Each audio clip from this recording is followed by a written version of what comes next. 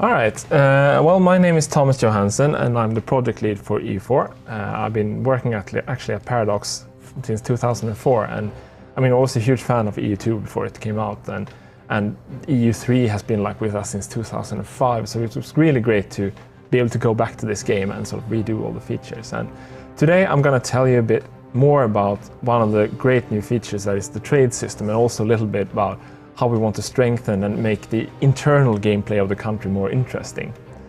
But first here, I'm playing Eragon, which, as you might know, Spain was formed by two countries, Eragon and Castile, and so. But the interesting thing with this game is that you can play any country you want in this age of exploration, and you can actually do what you want with this country. So I always think Eragon is interesting because they have possessions around the Mediterranean.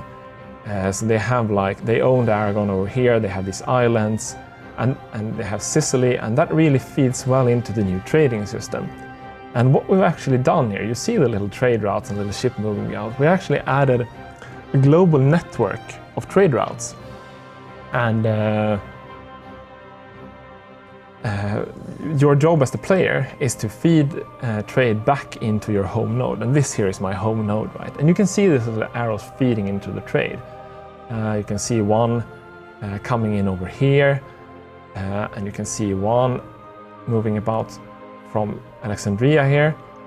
And I do this by I project power, right? I conquer strategic points along the routes. I send my fleets there to patrol it and to strengthen my power. And I can also send my merchants off. And one particular thing with the merchants in this game is that the old game used to have them as a currency, you just pay them off, right? Now they're actually actual characters who are there and working. And now you can see the trade has started to pick up here. You have lots of little ships.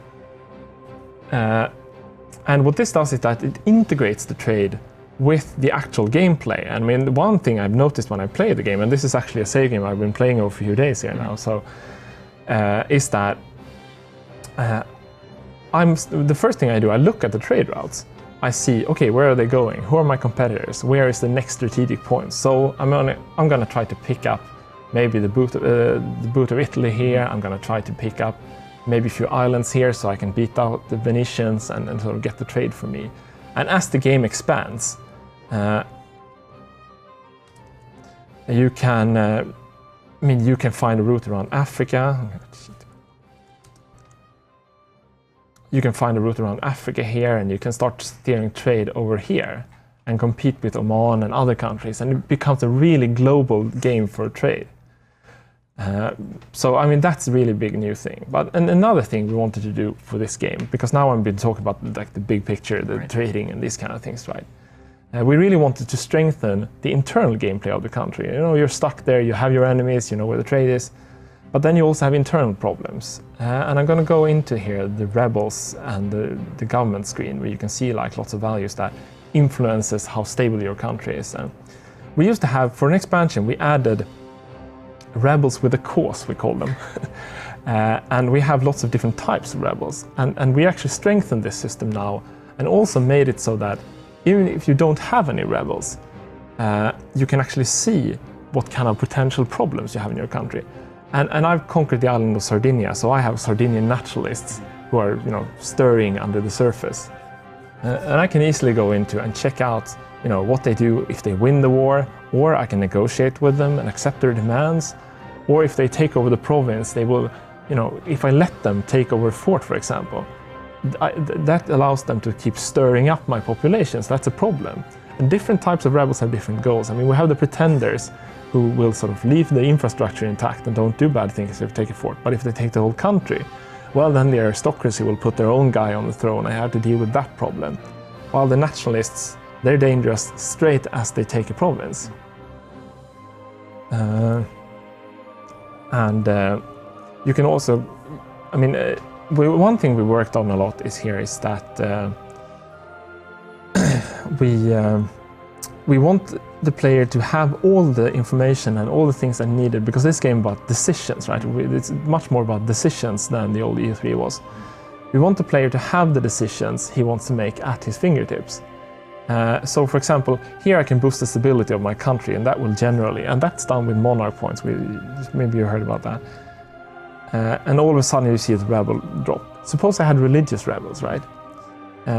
Like for example, Venice, if you look at them, they own the island of Crete over here. So they have problems with rebels because Venice is a Catholic country and Crete is an Orthodox island. So they're gonna have religious rebels.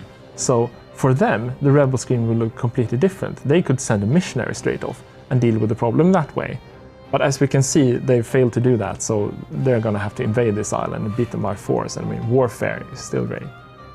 So I think the trading system is completely gonna change how you look at colonization and exploration and diplomacy and all these parts. And the rebels is really gonna make your own internal country feel much more engaging. And as you grow, you will get these problems. You will get the nationalists, you will get the religious rebels, and if you don't watch it, you will get pretenders who want to take over your throne. And we're making EU4 much more about the clear strategic decisions, but the consequences of your clear strategic decisions are going to be much more challenging and engaging than they were before. So I think we're still on good track. It's not alpha yet, but we're getting there. Okay. And then we have like 6 to 8 months when we're just going to go through all the stuff. We're going to play around with the system. We're already playing games in the office and trying to fix all the stuff we're doing. And I think this is going to be like our most awesome games yet.